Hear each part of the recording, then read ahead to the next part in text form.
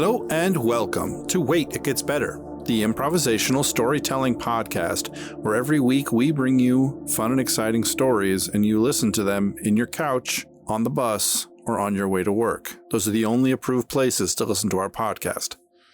I am, of course, Levi. I'm Reed. And we're here to tell you a story. No Seth again this week, but that's all right. We look forward to his triumphant return sometime soon. Should I give a little recap and then we can talk about our stories? What elements did we can bring that up. I had random insert. What did you have? A wild card. So this is going to be a crazy wild episode full of twists and turns. So the story so far is we join Lexington. Is that his name? Yeah, Lexington Malcolm. Lexington Malcolm. He's heir to the Wilkins house. Yep, and he is joining the Marble Halls, which is the large, established sort of UN-style court that exists in this world for the first time. His small city-state is vying for power and trying to rise up in the world. After a war, world war, or a calamity, a lot of countries and smaller city-states kind of degraded back into a feudal system. The three most powerful countries kind of established this thing called the Marble Halls, a large superstructure where deals and peace can be made, is what they say. What this story is a sort of a political intrigue versus drama based on political maneuvering, covert ops, things like that. We pick up as Lexington enters into the Marble Halls with his compatriots. He's got a couple different compatriots with him. He has a recovering assassin, a trained assassin who never actually was an assassin, named, right. What was her name? Cherie. She's the orphan daughter of a husband and wife assassin team that were just legendary among the Assassins Guild. And she was, but her parents did not want her to follow in their footsteps, but she knows a lot about it. Right. And then we have a kind of slimy covert ops guy, kind of a risk management guy, kind of a KGB guy who has sworn his life and his service to Lexington and the Wilkinson nation, but he's got some skeletons in his closet that he's not willing to take out and throw away yet. And his name was R.J. Wilkins? Yep. And then what was the other guy who came with him? Oxford. He was a middle-aged kind of court creature, kind of bard, storyteller, entertainer. He was fast with a deck of cards. He was legendary in his gambling ability. You kind of compared him to Tom Maryland. Right. He was from Tom Maryland. Absolutely. He was the inspiration for this quartet member. He really took a shining to Lexington and liked him because of he was righteous. Lexington is kind of a righteous dude. He wants to do the right thing, and his honor and his integrity mean a lot to him. He wants his word to mean something. Yeah, and why would they come now to the Marble Halls? I think what we determined last week is that they had kind of they had some evidence to suggest that one of the three larger superpowers had been dealing in human flesh, slavery, had been doing had been going against the kind of tenets, the Geneva Convention, as you will, because there's always squabbles inside of this group of people, all these city-states and countries and roving bands. There's a sort of unspoken rule of what you can and can't do.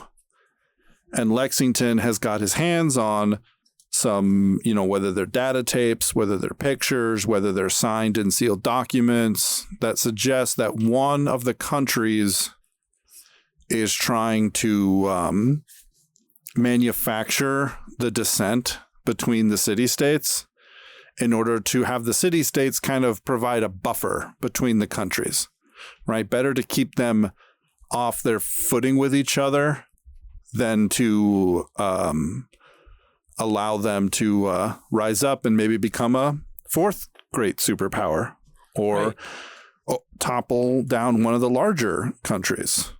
So that it's kind of a political intrigue. I like to compare it to, there's a lot of this that happened in a lot of different courts throughout the years in our own world, like I was just reading about Queen Elizabeth's not rise to power, because her rise to power was kind of quick because her sister died and named her heir. And so she became queen.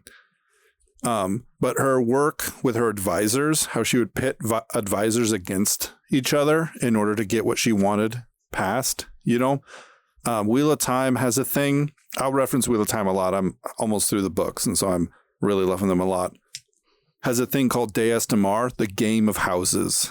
And that's kind of what the marble halls represent. There's the game of houses between the city-states. There's the game of houses between the corporations. There's the games that are run between the servants.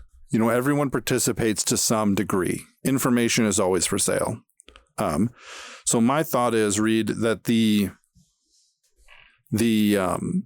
goal of Lexington is to kind of find someone who can make decisions or who is honorable in one of these countries, and then softly reveal the information that he has in order to see justice done. Right? Cool. Yeah. The squabbles between city-states, the big countries don't really care about. Some would say they encourage. Some would say they start. Right. Everybody's a conspiracy theorist at some point. Right. But it's the accusations against the city-states, the large countries, the large domineering superpowers, that if you can find the right person to tell it to prove it to, you can secure your own country's power. And you can oftentimes see some injustice reversed to a degree. Obviously, it's a large country. Mm-hmm. Who knows where the slaves will be sent off to once they're rescued, but maybe they won't be slaves anymore. Okay. So you had wild card, which is basically you get to choose your own. Yeah. Which one did you choose, if I can ask? I chose unique artifact. Okay. And so the story on how this came to light, it was actually Cherie who was really intrigued in studying the history. She had found her way to House Wilkins. Yeah. And, she wanted to get away from her parents' circle, and she was well equipped to kind of fit in wherever she wanted to go. But she really took a shining to both Oxford and Lex, and became part of their quartet. One of the things that I found intriguing about the genre you picked, this notion of the game of houses sort of thing, is that you have different groups that work together, which will always be the case. For example, each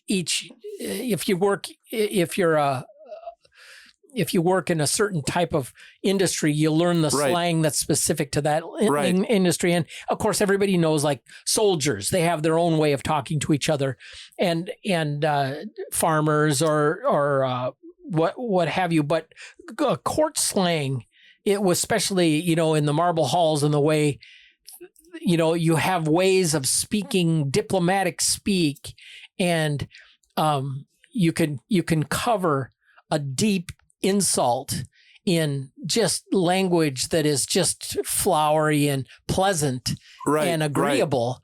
Yet, it's levels between below levels between below levels, kind of wheels within wheels. Yeah. Right. And one of the things that happened was when she had gone on she'd met a friend, and they decided to go on an excursion, and the history of Wilkins, they traced back to the west. There was some heavily forested hill country, and that was they found the original headquarters and supply bunkers and machine of shops the Wilkins Regiment the brigade, the brigade, Colonel Malcolm's brigade.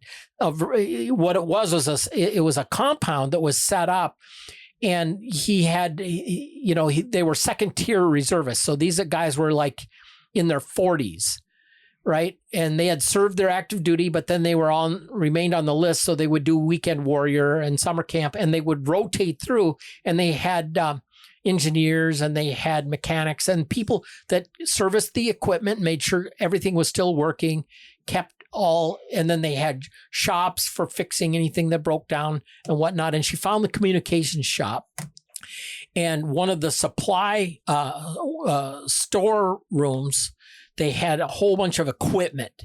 And one of the things she found was they had communications devices that were very slick. These were short range. I don't know, if they'd be UHF or whatever, but they were kind of short range, meaning like 50 to 100 miles. Yeah, or maybe even less. It was just for tactical communication within 15 miles. Yeah, within the organization, and they had very slick equipment. They had low profile earpieces and lapel mics, so you wouldn't see, like, in Kevin Costner and The Bodyguard, with the little spiral thing coming out of the ears. You can always tell the bodyguard types, right? Right. The Secret Service guys. Right. But this talking into their shirt cuffs. This was a next generation, low profile, really high tech equipment. And she was able to score a bunch of sets like this. And this was like unheard of for the time.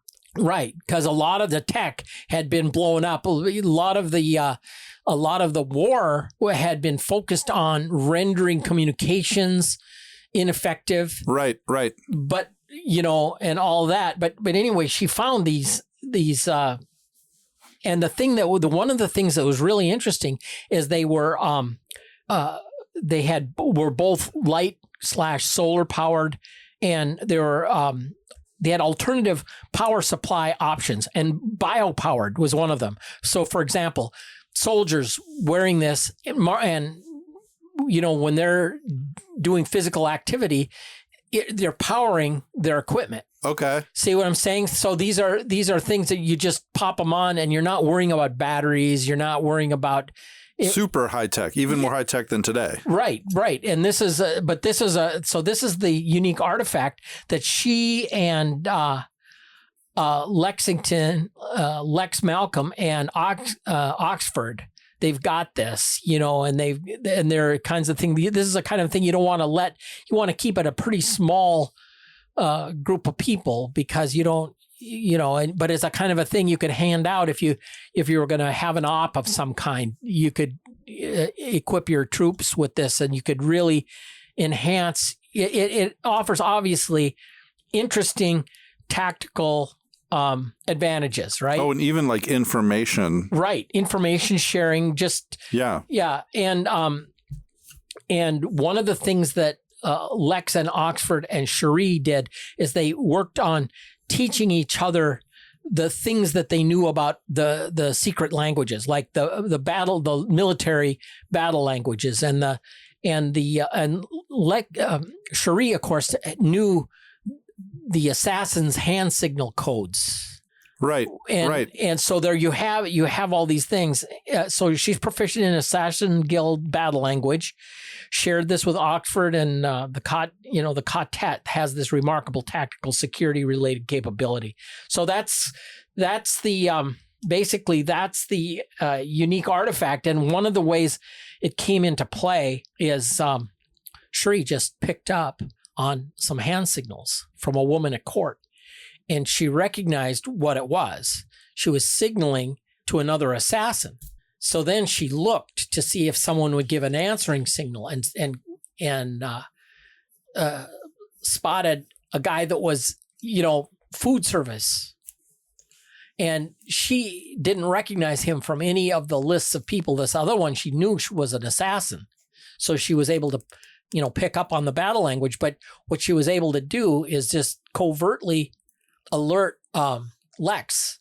And he accidentally spilled his wine and thwarted a poisoning. Right. So I would imagine that's a bit of the prestige that Lex brings as he enters in to these ballrooms, to these horse races, to these fist fights, to these, these events that he goes to, is he has the power of this assassin. Not the power, but he has the information of this assassin. He has the information of Oxford, and he has the information from RJ, who is not part of the quartet, right? But is still supplying him. And so soon people start to think, what is he? You know, he seems to be able to know what people think. And it's not, he's got good powers of deduction. He's got decent powers of observation. But what he really has is the total and complete support of a group of people who are dedicated to feeding him this information. So he sometimes walks into a room, looks around and just knows everyone's name. Yeah. Because, I can't remember the assassin's name. Cherie.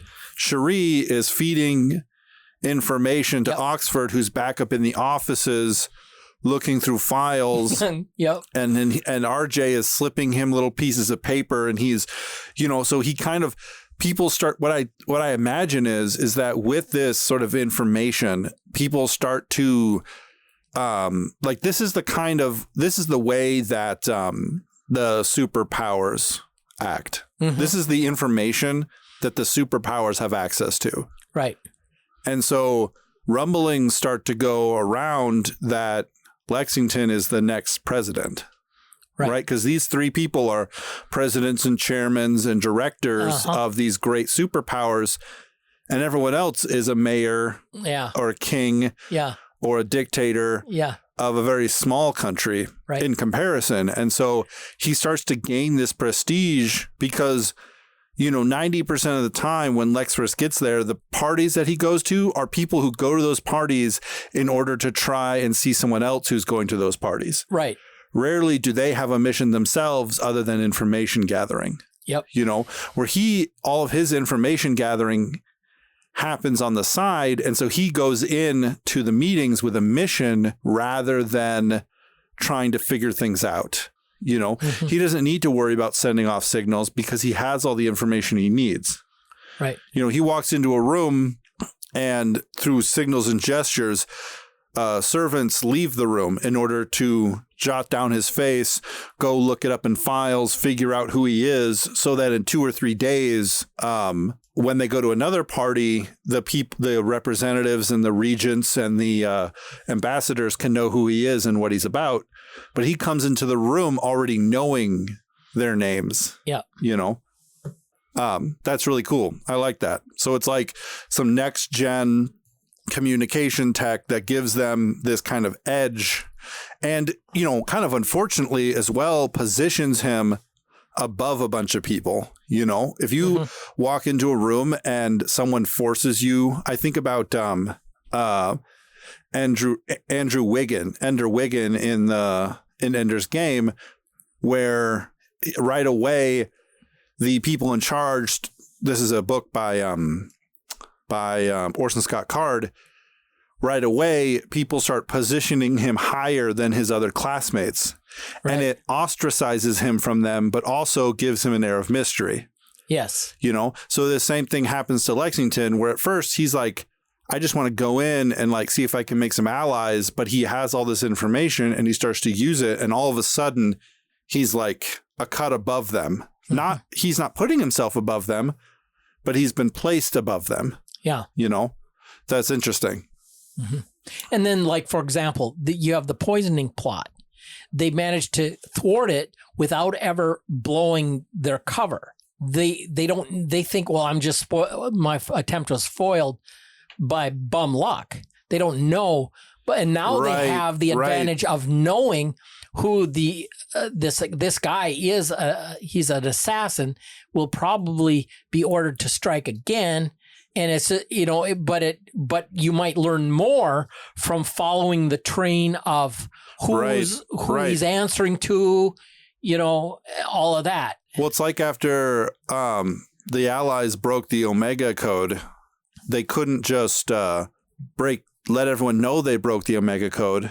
Yeah. They had to kind of keep it secret and just do enough to win the war and not do so much to make the Nazis switch to a different code that they would have to spend years breaking again. Right. Interesting. So my random insert is Xavier. He is a 4th degree general, which is the highest classification of general for the superpower that Lexington has the most damning evidence about. And he's a drunk. What he wants to do is he wants to get on the tanks and roll the tanks out and go back to battle where life was simple and things were straightforward, right? Right. He wants to command men who will follow him and know that he's dedicated to them, just like they're dedicated to him, that asks no more of a man than to do anything that he'd be willing to do. Right. And he was kind of rowdy in the last few years of his career, really kind of pushing forward. He is the one who overthrew the country that the Wilkins Regiment was a part of. Okay. Right? He was the commanding officer for that. And because of that, he wasn't supposed to do that. That wasn't in the plan. The Wilkinson Regiment, the reason why they have such great tech is that they were not like officially supplied, but kind of supplied by this superpower, right? Okay. And he got such great accommodations, I'm making air quotes for that he was permanently retired, right? And being permanently retired doesn't mean that you get to go off and do whatever you want and relax. It means you get assigned to the marble halls, where you get paraded around as the war hero you are. So he gets wined and dined everywhere he goes. He gets anything he wants, anytime he wants, and he's sick of it. Okay. He's old and tired now. He's tired of the games. He's tired of the politics, of the intrigue. His prestige was so high that his wife was forced to leave him. Yeah. Because the power dynamic was so great. He's never seen he hadn't seen his children since that day, like 30 or 40 years ago. Oofta. Yeah. He knows about them, but he's been in the marble halls since its founding, basically. And he is held up as the great and esteemed general of this superpower. And he's just kind of over it. He's still very patriotic. Like, it's his country, He believes that what he did was right. And he doesn't understand how he has been manipulated. He knows he's been manipulated since then, Right. To go to certain parties, to encourage to talk to certain people about certain things. He understands that, but he doesn't understand at the base level how much the people telling him what to do when he was commanding tanks and regiments of men, how much they did not care. Yeah. I talked about a couple of weeks ago about how certain sections within the CIA might be corrupt, but maybe the CIA as a whole is good. He was a point man for one of those sections that was serving some ulterior motive that could have justified to itself that it was in the country's best interests. Right.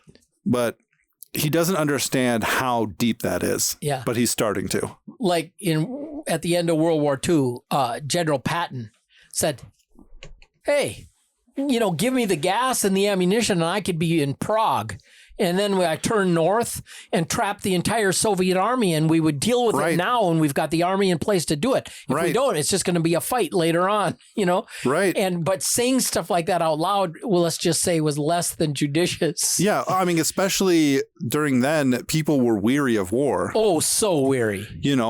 People were sent, even in World War II, you were drafted into the army and you were in the army until it was done. It won't be over till it's over there, over there. Yeah, it's like modern engagements, people might serve 11 months. Yeah. Depending on the need, but then they'll make rotations back. They might even make rotations back to more peaceable places for a little bit before they're sent back in. And so people were really weary of war, and maybe that was maybe that's what they told him. Maybe that was a factor of it, But that's the random insert. So he's one of the people that he wanted to connect with, right? Because of the legend of him, because he is the one who defeated the country that the Wilkinson Brigade served. Mm-hmm. He is seen as kind of devious enemy number one. Yeah. Right. And the reality is Lincoln, the thing is he belongs to and works for and is a part of a superpower. So he doesn't hang out at parties. Yeah. He comes through parties. He stampedes through parties. Yeah. He comes through he comes through the servants' quarters, grabs a drink, sits down, listens to his favorite jazz ensemble as people try to work up the courage to approach him, and then leaves through a door that's marked with the superpowers logo, which no one is allowed to go through unless they have the clearance. Yeah. So nailing him down and getting him to talk is a difficult thing. But he drinks and he loves to gamble. So my thought is that Lincoln finally is able to Lexington. Yeah. I keep thinking Lincoln. Yeah. Lexington finally is able to nail him down and get a chance to talk to him, because his goal is to ingratiate himself and then use him as the sort of, because right now he thinks that what did I say his name was? Oh my gosh. Xavier. He thinks that he is like this diehard, he's portrayed as this hero. So he thinks he's like this. He doesn't know the discontent that Xavier has. Right. So there's a type of competition where you take it's basically hand-to-hand combat, except you have, knives. Mm-hmm. And you have suits on that, like fencing. You have suits on that conduct electricity, and you have to do hand-to-hand combat. And sometimes they have guns that are like tasers, so they have like a wire that's attached to them. Yeah. So it's like short groups of 3 or 4 people, and they have these competitions, in seated arenas, and people watch them and yell and jeer and bet on them. Yeah, bet on them and supply their own soldiers to do it.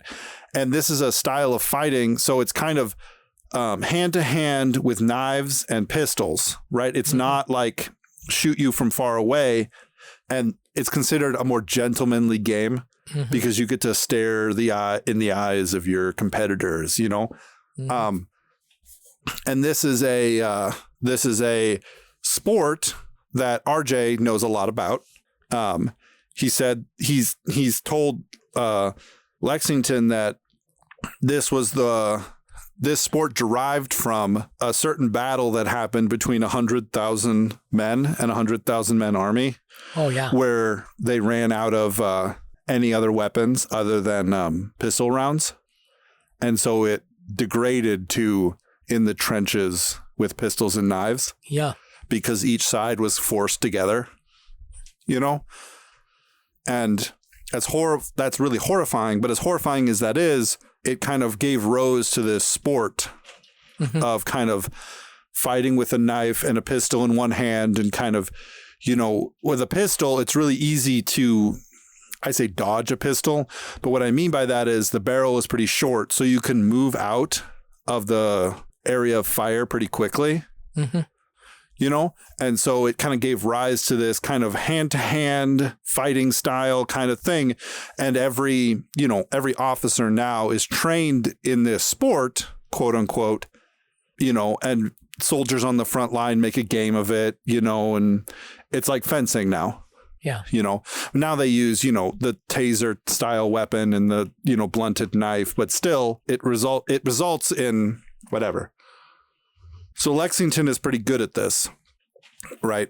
And so he goes there and he just sits down and he,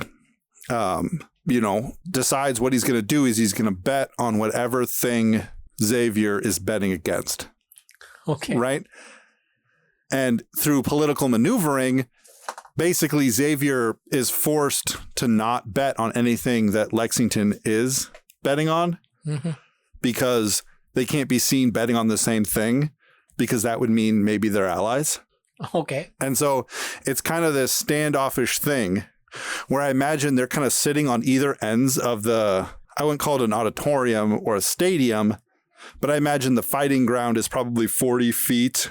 It's a circle, but 40 feet from wall to wall. Yeah. Or maybe the word arena comes to mind. Yeah, I'd say a little bit smaller than what could be considered a classic arena, but still. And then there's structures and, a wall, a little hill, but they don't communicate, but they communicate across this thing, as this maneuvering happens until finally they meet, and Lexington first is very professional with Xavier. He's very, my lord, and, Master General, and, all these things. But then slowly, as time progresses, it's revealed to him as time progresses, RJ has nothing on him, right? Oxford, nothing on him. The assassin girl, which I don't remember her name again. Cherie. Nothing on him. He gives no signals. He gives no hand signals. He does not communicate except in the soldier language and only to soldiers that he knows, right? Yep. He's like this black hole enigma. And what Lexington finds out is that Xavier is an honest man. As honest as he can be. Yeah. And in the world of Marble Hall's intrigue, that just gives people fits. Right. Gives people fits, but also makes more intrigue. Yep. I think about Rand al'Thor in The Wheel of Time. He goes to Kyrian to accomplish something. And he goes, I am not going to do this. We're going to change the laws. And everyone goes, ooh, interesting. I wonder what secret message he's trying to share. And Rand is like a 20-year-old boy being like, I just want to figure out what's going on. Yeah. That's kind of how I imagine this Xavier is. He's like, I don't care. Yeah. Where Lexington is kind of wrapped up in this game. And so he's one of the people that Lexington begins to trust. But of course, Xavier is never left alone outside of his rooms. Yeah. And so he's one of the people that he's like, can I bring this this information to? Yeah. And it's difficult for him because Xavier is incredibly patriotic. His country saved the world. His country is the beacon of light in the world. Okay. And they haven't done everything right, but his country is the one that did it. Yep. If there is a right path, it's the one his country's on. And that's really kind of, you look at that because it's like, well, what are you talking about? You are clearly, you hate what they've done to you. And it's like, don't care.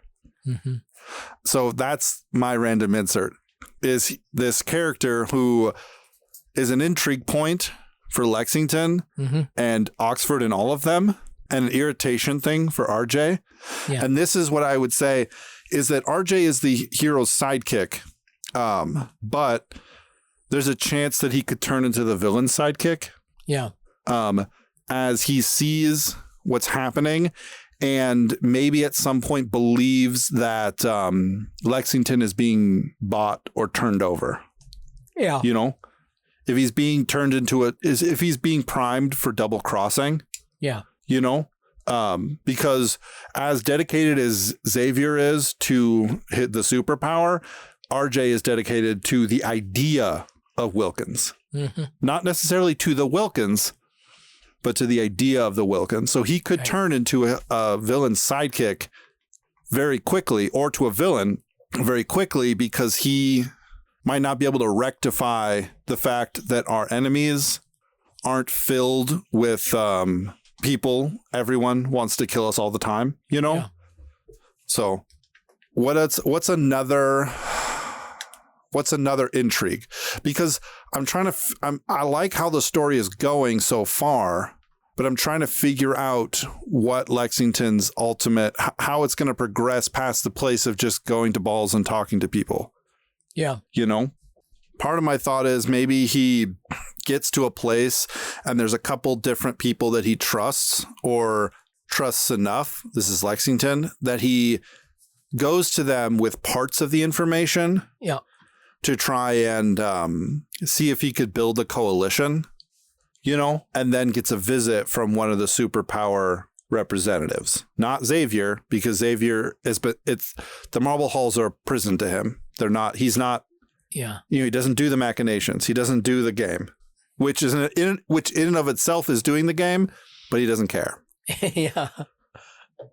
So part of my thought is that he maybe reveals a letter, some signed orders, or a picture to a couple different people. And then that's kind of like a windfall moment. So part of the book, he's building up these relationships, and maybe there's a country, you know, 2 over from Wilkins that that they've traded with in the past, and he talks to the ambassador there. And then there's another country, a coalition of countries that he talks to, and he kind of reveals a bit of the secret to each of them. And then a representative of the superpower comes with only he reveals it to 3 different people. And then a superpower comes with 2 of the sets of information, only talks about pictures and telegraphs, but doesn't talk about signed orders. Okay. Right. And that kind of is a moment where he realizes, oh, this person I thought was an ally is not. This person who I considered a friend is not. Where this kind of city-state over here that we've had gripes with didn't share the information. When I shared the information with them, did not just immediately pass it up the line. Right. You know, in order for an allyship to grow, or for some things to be made clear. Mm-hmm. And that country makes it very clear how small Wilkins is, how utterly